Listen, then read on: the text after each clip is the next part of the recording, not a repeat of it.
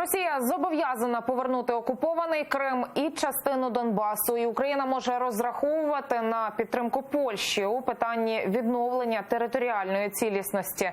У цьому президента України Володимира Зеленського запевнив його польський колега Анджей Дуда під час спільного брифінгу у місті Освенцим.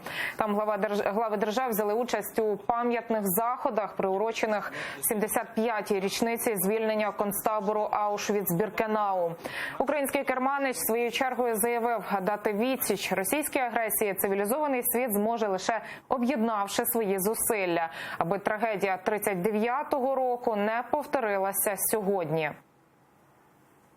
Сьогодні усім демократичним державам слід об'єднати свої зусилля. Європа і світ не мають права сьогодні мовчати, як це було у 39-му році. Європа і світ не мають права на байдужість і бездіяльність.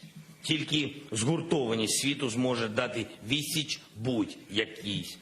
будь-якій агресії і вберегти людство від нових страждань. Розмовляли, прошу панства, на темат.